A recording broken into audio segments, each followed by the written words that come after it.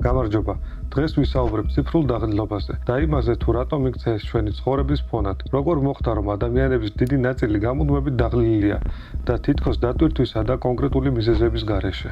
სად მიდის ჩვენი ენერგია? მაგრამ სანამ ამ თემას შევეხებოდეთ, ცოტა ახალი ამბები. ამერიკის შეერთებულ შტატებში მიმდინარეობს სასამართლო საქმეები მეტას წინააღმდეგ, სადაც კომპანიას ადანაშაულებენ იმაში, რომ Instagram-ი და Facebook-ი ისე იყო შექმნილი, რომ ბავშვებსა და მოზარდებში დამოკიდებულება გამოეწვია. ნიუ-მექსიკოში მეტამ უკვე მიიღო $375 მილიონი სამოქალაქო ჯარიმა ბავშვებისთვის მიყენებული ზიანისა და პლატფორმის რისკების შესახებ ინფორმაციის დამალვის გამო. ვფიქრობ, შეგვიძლია ვთქვათ, რომ YouTube-ისა და TikTok-ის ალგორითმებიც ძალიან ჰგავს Instagram-ს, თავისი უსასრულო ლენტებითა და პერსონალური რეკომენდაციებით. სოცქსელები აშკარად აჩენენ დამოკიდებულებას. მოდით ვაღიაროთ, რომ ეს პრობლემები მხოლოდ ბავშვებს არ ეხება, ისინი დიდებსაც ეხებათ. დამოკიდებულება სულ უფრო და უფრო გვიახლოვდება და ისე გამოვიდა, რომ ეკრანზე დამოკიდებულების ერთ-ერთი მთავარი მაჩვენებელი ფონური დაღლილობაა. დღეს სწორედ ამ დაღლილობას განვიხილავთ. მე ვარ ნიკოლაი, ფსიქოლოგი და ქცევის მკვლევარი. ციფრული დაღლილობის აღსაწერად საკმარისია უბრალოდ გავიხსენოთ, რას გრძნობთ ეკრანთან ხანგრძლივი დროის გატარების შემდეგ. ჩნდება შეგრძნება თითქოს ეკრანის შემდეგ ენერგია სადღაც გაქრა. გრძნობთ, რომ რაღაც არათანაბარი გაცვლა მოხდა. ჩვენ გავეცით ჩვენი ძვირფასი ენერგია და ყურადღება.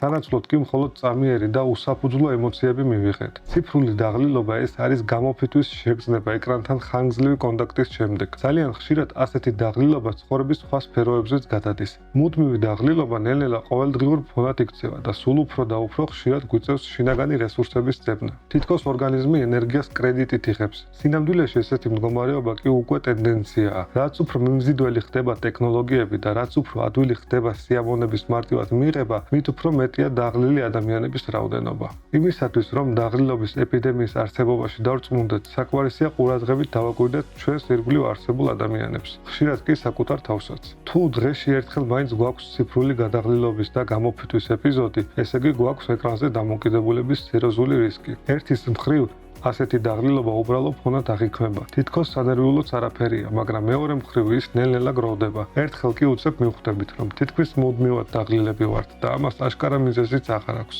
შემდეგი ჩემი მიზანია გაჩვენოთ, რომ დღეს მენტალური ენერგიის მუდმივი ნაკლებობის ერთ-ერთი მთავარი მიზეზი ციფრულ კონტენტზე დამოკიდებულებაა. მაგრამ სანამ ეკრანთან კავშირს გაჩვენებდით, მინდა მოკლედ თავად დაღლილობის ფიზიოლოგიაზე მოგიყვეთ.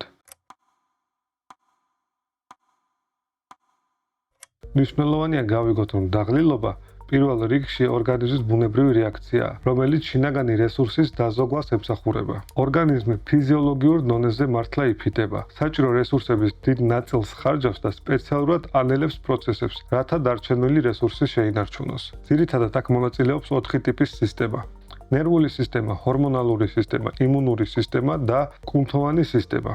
აქ ყველაზე მნიშვნელოვანი ის არის, რომ თუ ერთი სისტემა იფიტება, ეს სხვებზეც აისახება. დაიბახსოვრეთ, დაღლილობა არის ფასი, რომელსაც ჩვენ ვიხდით დატვირთვისთვის. ანუ თუ მუდმივად დაღლილები ვართ, ეს იმას ნიშნავს, რომ სადღაც მუდმივად ვიღებთ დატვირთვას. ჩვენ შემთხვევაში ეკრანის სწორედ ის დატვირთვაა, რომელიც სულ ჩვენთან არის და რატომღაც პრობლემად არ აღვიქვამთ. მინდა მოკლედ აგეხსნათ, რომ მოლეკულარულ დონეზე ეკრანზე დამოკიდებულება დაახლოებით ისეთივე დატვირთვას ქმნის, როგორც მთელი დღის ფიზიკური შრომა. როცა ეკრანს ვუყურებთ, იქიდან ინფორმაციას ვიღებთ, ხომ ასეა? ეს შეიძლება იყოს ვიზუალური, სმენითი ან ტაქტილური ინფორმაციაც კი. ტვინში ნებისმიერი ინფორმაციის გადასამუშავებლად ხდება ნერვული უჯრედების აგზნება და სიგნალების გადაცემა. როგორც ნებისმიერი სხვა მონაცემების გადაცემისას, ნეირონებსაც სჭირდებათ საწვავი, რათა მესიჯი მიიტანონ ტვინის ერთი ნაწილიდან მეორეში.